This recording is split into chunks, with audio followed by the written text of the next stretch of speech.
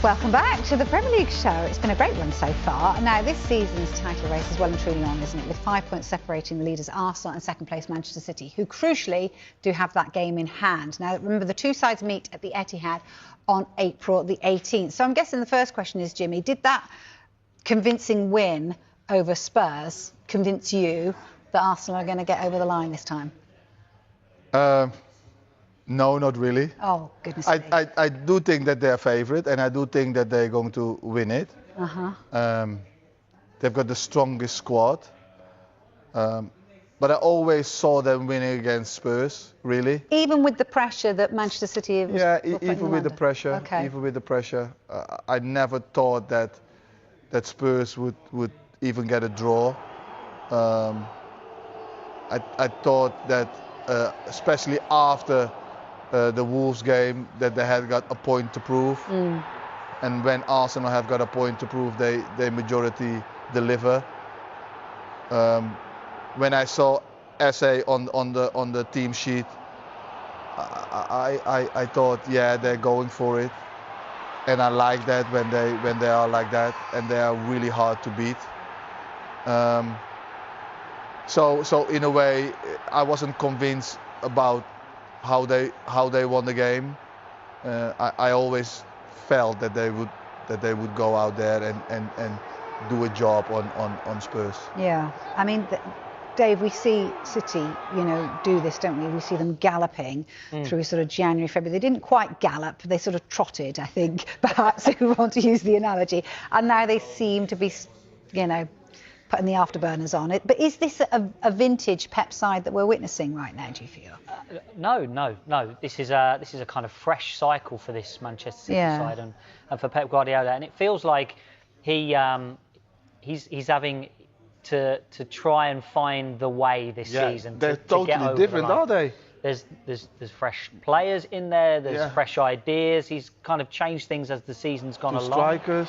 It's almost two strikers, 4-2-2. Sometimes they split strikers. Bernardo Silva's playing deep, then he's playing 10.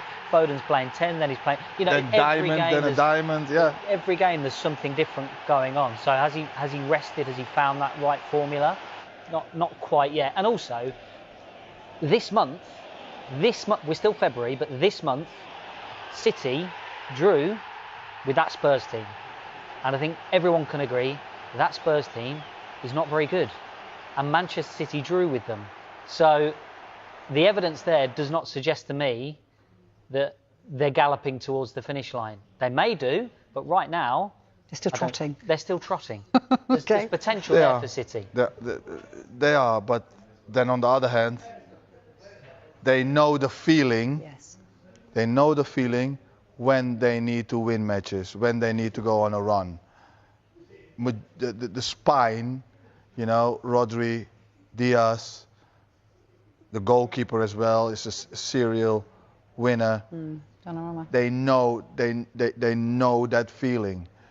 For me, next game for Arsenal is going to be key. That for me is the one, against Chelsea. I don't see them winning against Chelsea. I'm not seeing them winning against Chelsea. After what you witnessed Chelsea do against Burnley. Yeah, Chelsea's a strange kind of team. They would go out to a big team and get a result, get a draw or get a win. They can do that. That's just how they are in the last. We've seen that, So I think that game for Arsenal will be so much harder than the Spurs game, and then it can be that they are both on the same points, because if Man City wins and Arsenal draws or whatever, then we're going to see really who is up for it. But you could have. Okay, I'm not even going to answer that question. I've thrown one in, haven't I? No, I like it. You didn't expect that one. I was going to say something about Arsenal this weekend, but I'm not. I'm going to leave. Go on. No, it's fine. Go on. It's fine. Let's go to the Carabao Cup final, because obviously City and Arsenal meet there. Yes. How important is that of an outcome in terms of the title? Do you think that could be? If Arsenal lose that. I think psychologically it's very important. Yeah. I think it's very important. Whoever wins, I think psychologically you're looking down, are you? You're looking look at us, you know, and we are coming for you. Or, you know, we are going to win it. We're beating you. We have taken the cup, and we are going to keep on going. And it's psychologically.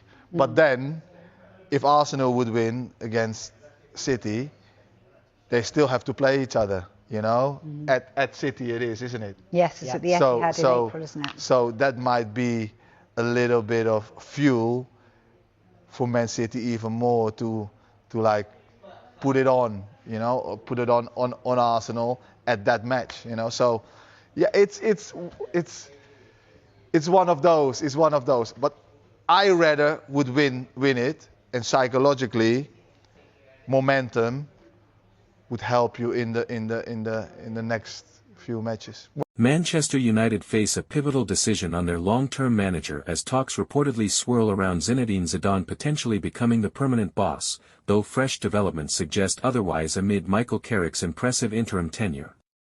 Carrick, reappointed interim following Ruben Amorim's exit, has transformed the Reds' fortunes dramatically. Since taking charge until season's end, he's delivered an unbeaten run, winning 5 of 6 Premier League games, including gritty triumphs like the 1-0 over Everton courtesy of Benjamin Sesko, propelling United into strong contention for Champions League qualification. His controlled, disciplined style has instilled belief, with players responding to his calm authority and tactical nous honed from his playing days at Old Trafford. Zidane, the legendary 3-time Champions League winner with Real Madrid, has long been linked with United. Speculation intensified earlier, with some reports hinting at ongoing discussions for a permanent role. However, the latest credible updates indicate Zidane has reached a verbal agreement to succeed Didier Deschamps as France manager after the 2026 World Cup, effectively ruling him out of club management soon and dashing hopes of a blockbuster appointment at Old Trafford. This shift bolsters Carrick's case significantly. Insiders note he's nailed on for the full-time job if top 4 is secured, praised for his player rapport, results-driven approach, and alignment with the club's vision under INOS. While Zidane's pedigree offers glamour and trophy-winning aura, his international commitment and past reluctance for Premier League adaptation raise questions. Carrick, a club legend with proven recent success in tough circumstances, represents continuity, stability, and momentum. Zidane would bring star power but uncertainty.